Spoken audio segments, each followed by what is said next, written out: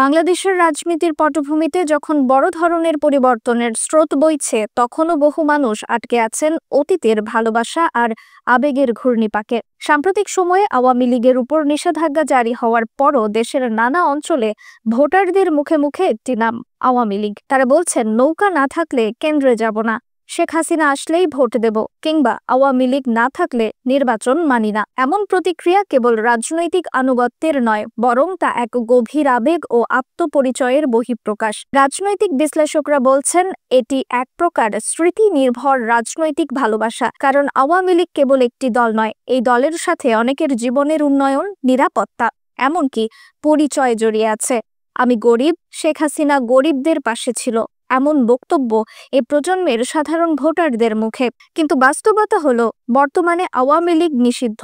দেশের নির্বাচন কমিশন ও আদালতের পর্যবেক্ষণে নানা অনিয়ম, ক্ষমতার অপব্যবহার এবং স্বৈরাচারী শাসনের অভিযোগে দলটির ওপর নিষেধাজ্ঞা জারি করা হয়েছে। দলের শীর্ষ নেত্রী শেখ হাসিনা বর্তমানে ভারত অবস্থান করছেন এবং ফিরবেন কিনা সেই নিয়ে রাজনৈতিক অঙ্গনে জল্পনা কল্পনা।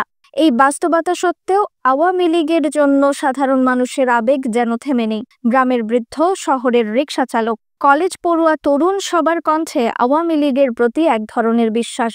নিষিদ্ধ হোক, শেখ হাসিনা আসলেই আমরা আবার ভোট দেব। তবে প্রশ্ন উঠছে, আওয়ামী লীগ যদি নির্বাচনে না আসে, তখন ভোটাররা কি করবেন?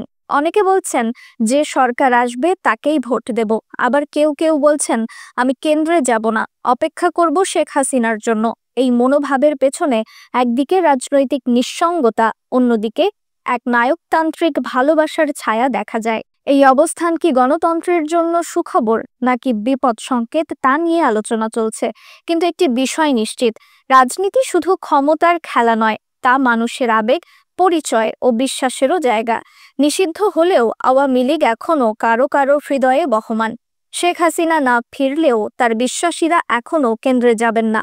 এটাই বাংলাদেশের রাজনৈতিক বাস্তবতার এক নতুন পৃষ্ঠা, যেটি লিখছে নিষেধাজ্ঞা আর ভালোবাসার মাঝখানে দাঁড়িয়ে থাকা জনগণ। সম্প্রতি একটি বিদেশি পত্রিকার করা জরিপেও মেলে এমন আবেগী ভালোবাসার সত্যতা, যেখানে 1,20,00,000 মানুষ ভোট দিয়েছিল, তার মাঝে আওয়ামী লীগের সমর্থকই ছিল 70 লক্ষ। এতেই বোঝা যায়, এত এত অভিযোগ, নিষেধাজ্ঞার পরও দলটির জনপ্রিয়তা। নিষিদ্ধ একটি দলের প্রতি এমন আবেগ, এমন আত্মত্যাগ রাজনীতির পাণ্ডুলিপিতে এক ব্যতিক্রমী অধ্যায়। শেখ হাসিনা ফিরবেন কিনা তার সময়ই বলবে, কিন্তু তার অপেক্ষায় কোটি মানুষ এখনো ভোট কেন্দ্রে না গিয়ে তাকিয়ে আছেন সীমান্তের ওপারে, যেখানে আছেন তাদের প্রিয় নেতা।